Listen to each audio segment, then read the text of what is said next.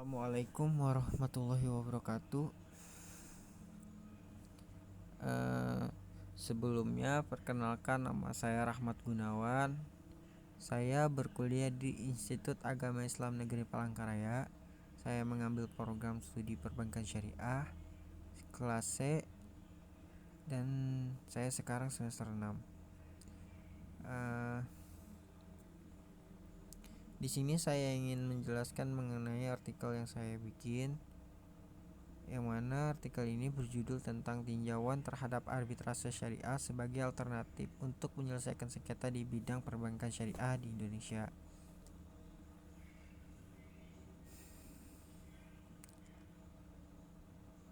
Yang mana kita ketahui perbankan di dunia bisnis semakin pesat dalam era globalisasi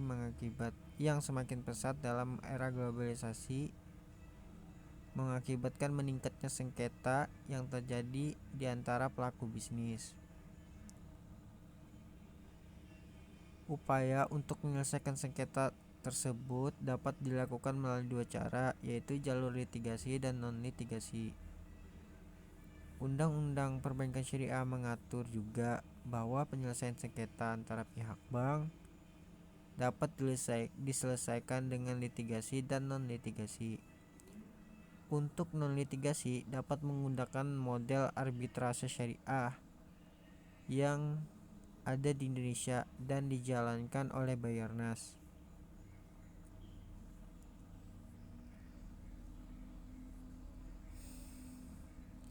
Dengan tujuan untuk memecahkan isu hukum dan memberikan gambaran preskripsi mengenai apa yang sewajarnya.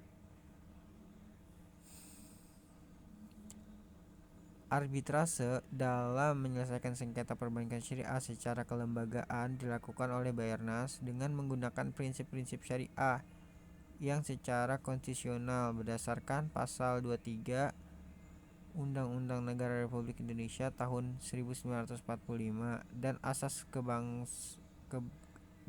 kebebasan yang berkontrak pada pasal 1138 Undang-Undang Hukum. Dalam pelaksanaan atau eksekusi keputusan harus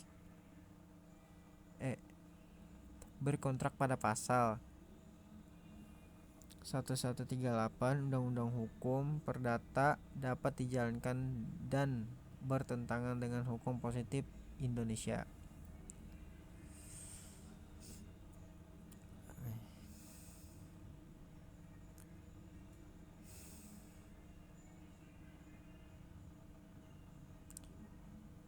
Penelitian ini bertujuan untuk memecahkan masalah hukum dan memberikan gambaran tentang apa yang harus ditetapkan mengenai penyelesaian sengketa di bidang perbankan syariah di Indonesia. Langsung saja kita kepada pembahasan yang pertama, yaitu kedudukan arbitrase syariah dalam sistem hukum Indonesia. Kedudukan arbitrase syariah dalam sistem hukum syariah dibagi menjadi beberapa bagian. Yang pertama, konsepsi arbitrase syariah di Indonesia. Kamus Hukum Ekonomi memberikan pengertian bahwa arbitrase adalah metode penyelesaian sengketa di luar pengadilan dengan memakai jasa wasit atas persetujuan para pihak yang bersengketa dan keputusan wasit mempunyai kekuatan hukum memikat.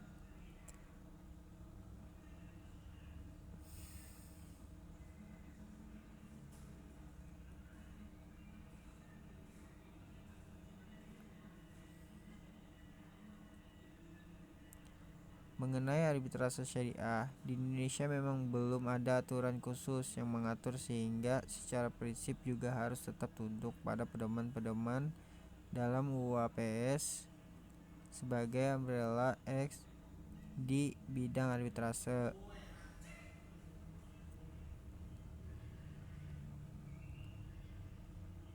Arbitrase di Indonesia dapat dikatakan sebagai pengembangan dari tahkim yang telah ada atau dikenal dalam hukum Islam.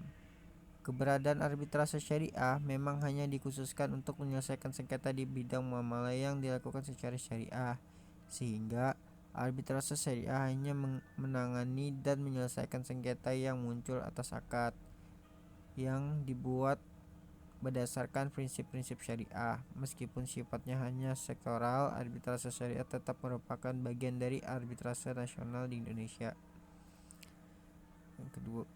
Yang kedua, prinsip syariah dalam hukum positif Indonesia.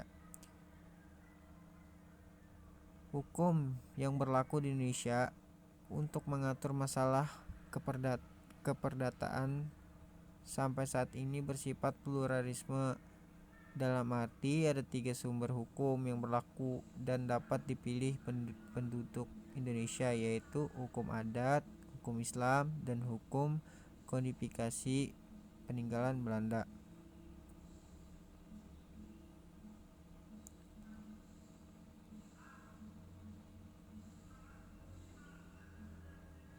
Kitab Undang-Undang Hukum Perdata sebagai lex generalis dalam berkaitan dengan pengaturan di bidang perdataan memberi peluang kepada setiap penduduk Indonesia untuk memilih atau menentukan diri baik dalam peraturan hukum adat, hukum kolonial Belanda maupun hukum Islam, meskipun yang bersangkutan menganut agama Islam ataupun bukan.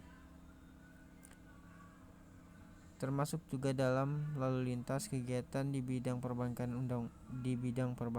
Undang-undang hukum perdata menjadi dasar dapat dijalankannya arbitrase syariah sebagai salah satu alternatif penyelesaian sengketa di bidang perbankan syariah, sehingga secara konstitusional berdasarkan pasal 29 Undang-Undang Negara Republik Indonesia tahun 1945, maka prinsip syariah dapat dijalankan di Indonesia dan juga berdasarkan pada asas kebebasan berkontrak pada pasal 1338 Kitab Undang-Undang Hukum Perdata. Selanjutnya, kedudukan dalam kewenangan arbitrase syariah dalam menyelesaikan sengketa perbankan syariah.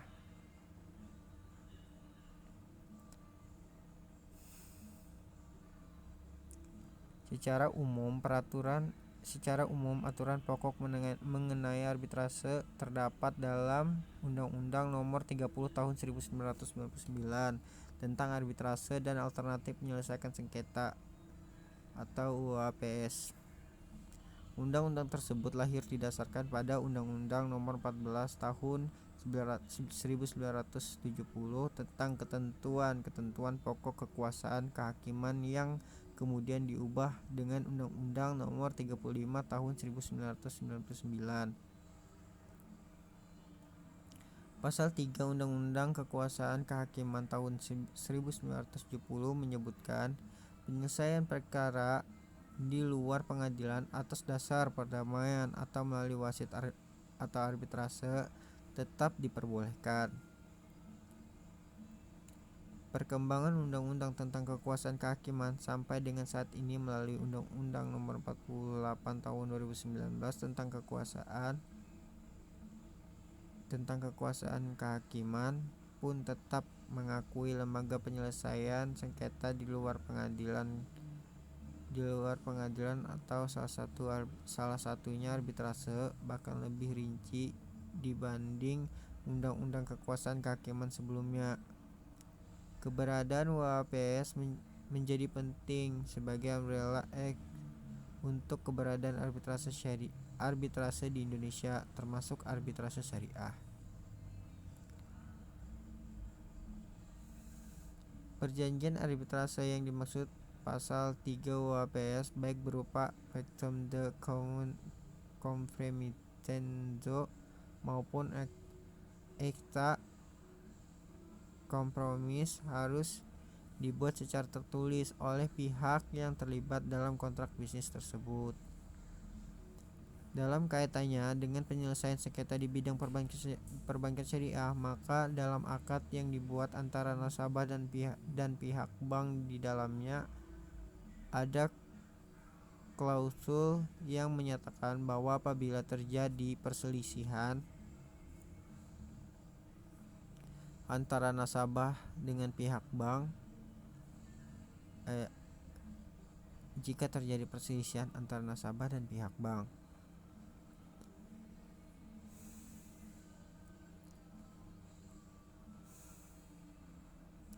Jadi arbitrase berwenang dan bahkan memiliki kompetensi absolut dalam menyelesaikan sengketa di perbankan syariah apabila para pihak yang terlibat menyatakan kesepakatan secara tertulis dan tegas untuk menggunakan arbitrase dalam akad yang mengikat para pihak tersebut. Dan yang terakhir, kelembagaan arbitrase syariah di Indonesia.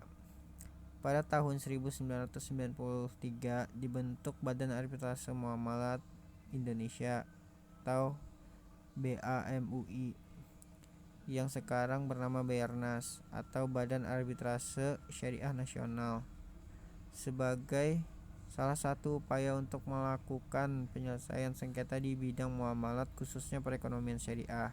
Berdirinya BAMUI ini dimaksudkan sebagai antisipasi terhadap permasalahan hukum yang mungkin timbul akibat penerapan hukum muamalah oleh lembaga keuangan syariah yang ada pada waktu itu telah berdiri. Kemudian, selain berpedoman pada UAPS validitas arbitrase syariah juga diperkukuh melalui fatwa DSN MUI atau Dewan Syariah Nasional Majelis Ulama Indonesia. Pendirian Bayarnas merupakan bentuk hakam yang dilembagakan secara permanen. Sebagai lembaga permanen, Bayarnas memiliki peraturan prosedur yang dijadikan pedoman beracara untuk menyelesaikan sengketa yang diputus. Keberadaan Bayarnas di Indonesia semakin mempertegas pengakuan prinsip syariah dalam sistem hukum Indonesia. Bayarnas yang ada saat ini merupakan lembaga arbitrase institusional yang sah berdasarkan payung hukum arbitrase yaitu UAPS 1999 yang berimplikasi terhadap kemajuan hukum Islam di Indonesia dalam artian para pihak yang menginginkan keputusan atas suatu sengketa ataupun pendapat mengikat atau binding opinion dari sebuah lembaga arbitrase nasional yang sah dapat memilih Bayarnas sebagai kelembagaannya. Jadi kesimpulannya, arbitrase syariah merupakan bentuk khusus arbitrase yang berlaku di Indonesia secara umum, akan tetapi tetap berpedoman pada Undang-Undang Nomor 30 Tahun 1999 tentang arbitrase dan alternatif penyelesaian sengketa. Arbitrase syariah dalam menyelesaikan sengketa perbankan syariah secara kelembagaan dilakukan oleh Bayarnas yang menggunakan prinsip-prinsip syariah secara konstitusional berdasarkan pasal 29 Undang-Undang Daerah UUD Negara Republik Indonesia tahun 1945 dan atas asas kebebasan berkontrak pada pasal 1338 Kitab Undang-Undang Hukum Perdata dapat dijalankan dan tidak dapat bertentangan dengan hukum positif yang ada di Indonesia. Adapun kendala dalam pelaksanaan arbitrase syariah khususnya dalam hal pelaksanaan atau eksekusi keputusannya karena harus dimohonkan kepada ketua pengadilan negeri